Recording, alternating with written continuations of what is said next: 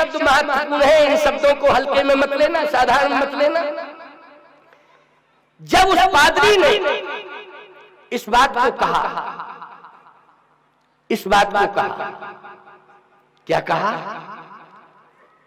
कि हम सड़क बना करके देंगे, तुम्हारे गांव में स्कूल टूटा फूटा है, हम नया बना के देंगे, तुम्हारे गांव में लाइट नहीं है, प्रकाश नहीं है, हम प्रकाश देंगे।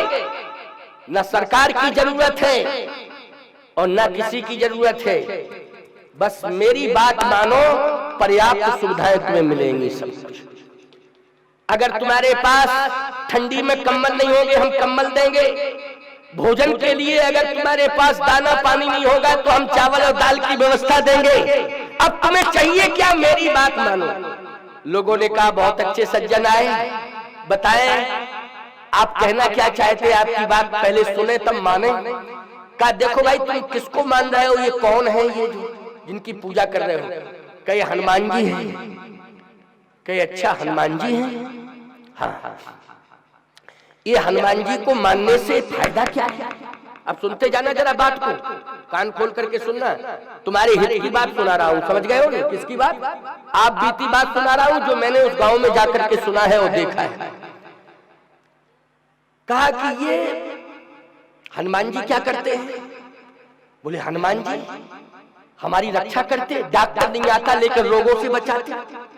डॉक्टर नहीं आ पाता है, नासे रोग हरे सब। बोले कहाँ लिखा है? बोले देखो हनुमान चालीसा में, नासे रोग हरे सब पीरा, जपत निरंतर हनुमत वीरा। लिखा है, देखो लिखा कि नहीं लिखा है?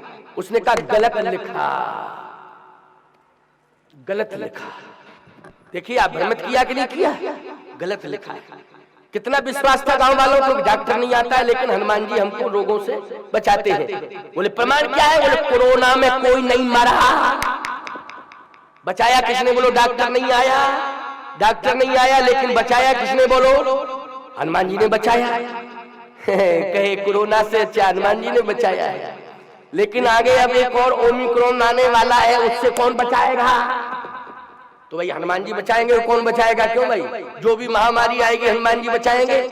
बोले नहीं, तुम्हें भ्रमित किया गया है, ऐसा नहीं है, ऐसा नहीं है, तुमको हनुमान जी ने नहीं बचाया है, फिर खुली हवा में रहते हो। देखो उसने भ्रमित किया। गांव के लोग हो तुम, जंगली लोग हो, खुली हवा में रहते हो, प्रदूषण यहाँ आ नहीं पाता है, इसलिए प्रदूषण मुक्त वातावरण में रहने के कारण तुम बचे हो। देखो उसने डाइवर्ट कर दिया दिमाग की, नहीं बोलो बुद्धि को घुमा दिया कि नहीं घुमा दिया। और शहर के लोग इसलिए ज्यादा मरते हैं, वहाँ सफोकेशन है, प्रदूषण है, इस गंदगी है, इस कारण से वहाँ वो कोरोना का प्रभाव पड़ गया। लेकिन तुम्हारे गाँव में रहते हो, खुले वातावरण में, यहाँ प्रदूषण, इसलिए बच गए हो। गांव के लोगों ने कहा और क्या है? कहे सुनो मेरी बात, अच्छे अच्छे डॉक्टर लाऊंगा, यहाँ बहुत बड़ा हॉस्पिटल खोलूंगा, बहुत सुंदर विद्यालय बनेगा, इंग्लिश मीडियम होगा, कॉन्वेंट के छात्र होंगे सब, बहुत अच्छा तुम्हारा गांव अमेरिका बना दूंगा। उसने ये नहीं कहा दिल्ली बना दूंगा, बंबई बना दूंगा, क्या बना दूंगा? अमेरिका बना दूंगा। अब गांव के लोग सीधे साधे बेचारे क्या जाने अमेरिका क्या। बोले लेकिन सुनो, तुम देवता के पीछे पड़े हो और कोई दूसरा देवता है? कहा इनके इष्ट और हैं। कहा वो कौन है इष्ट? तो ले आए, भगवान राम की अष्टधातु की मूर्ति थी, छोटी सी, सब लोग घरों में रखे रहते हैं, लड्डू गोपाल वगैरह क्यों रखते हो ना घर घर में सब लोग, छोटे छोटे, तो सबके घरों में वहां लड्डू गोपाल रखे थे। तो कहिए इनके इष्ट हैं, इनके इष्ट। अच्छा इष्ट हैं, कहाँ है वो? इनको क्यों रखते हो? बोले जब हम मरेंगे तो भवसागर से डूबने से बचाएंगे। अच्छा ये डूबने से बचाते हैं? हाँ बोलिए डूबने से बचाते हैं। किसने कहा? पंडित जी हमारे गांव में आते हैं, वो पंडित जी कथा सुनाते हैं तो कहते हैं यही भगवान तुम्हें डूबने से बचाएंगे। देखो कथा का कितना बड़ा प्रभाव पड़ता है। अगर गांव में कथा ना हुई होती तो पूरा गांव ईसाई बन जाता। प्यारे बचा लिया कथा ने। अब सुन लो कैसे, अब सुन लेना मेरी बात को। बचा, पूरा गांव बच गया, नहीं तो पूरा गांव ही ईसाई बनने वाला था। केवल एक ही शब्द पर बच गया कि पंडित जी आते हैं और कथा सुनाते हैं और कथा में बताते हैं कि भगवान की पूजा किया करो, हनुमान जी को माना करो, हनुमान जी की पूजा किया करो, रोगों से बचे रहोगे, हनुमान जी की पूजा करोगे बुद्धि आ जाएगी, हनुमान जी की पूजा करोगे बल आ जाएगा, हनुमान जी की पूजा करोगे तो कोई राक्षस प्रवेश नहीं कर पाएगा। और छोटे लड्डू गोपाल जो हमारे यहाँ हैं, पंडित जी कहते हैं ये जब मरोगे तो डूबने से बचाएंगे, भवसागर से डूबने से बचाएंगे।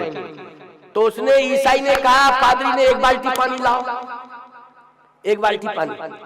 कहे पानी में इनको छोड़ेंगे।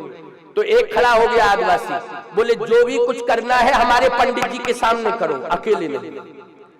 देखिए, हमारे पंडित जी के सामने करो, अकेले नहीं। कहाँ रहते हैं पंडित जी? बोले 1 किलोमीटर दूर रहते थे बेचारे, क्षेत्र में कथा कहते थे। पंडित जी को बुलाया तुरंत। पंडित जी बोले क्या हो रहा है? तो कुछ उद्दंड टाइप के लड़के थे, बोले पंडित जी आपने तो भ्रमित किया, ना लाइट आ पाई यहाँ आपके प्रवचन से, ना सड़क बन पाई और ना हमारे यहाँ विद्यालय बन पाया। ये आए हैं, ये सब कुछ देने को तैयार हैं और आप कहते थे भगवान भरोसे रहो तो सब कुछ मिल जाएगा। कुछ गांव के लोगों ने कहा नहीं नहीं, पंडित जी जो कहेंगे उनकी बात मानी जाएगी, तुम चुप रहो, अभी लड़के हो, तुम जानते नहीं हो, चुप रहो। हाँ पंडित जी आप बताओ। पादरी साहब से पंडित जी बोले क्या बात है? बोले ये जो आपने शिक्षा दी है कि ये भगवान तुम्हारे जो है ये डूबने से बचाते हैं। हाँ बोले डूबने से बचाते हैं। कहा कि हम देखते हैं कि कैसे डूबने से बचाते हैं। तो एक बाल्टी पानी में छोड़ दिया। अब अष्टधात की मूर्ति तुरंत ही डूब गई। अष्टधात की मूर्ति वजनदार, बोलो डूबेगी कि तैरेगी? जल्दी बोलो। डूब गई। कहे बोलो गांव के लोगों, गुमराह किया गया तुम्हें कि नहीं? जो भगवान बाल्टी भर पानी में डूब गया वो भवसागर से डूबने से बचाएगा।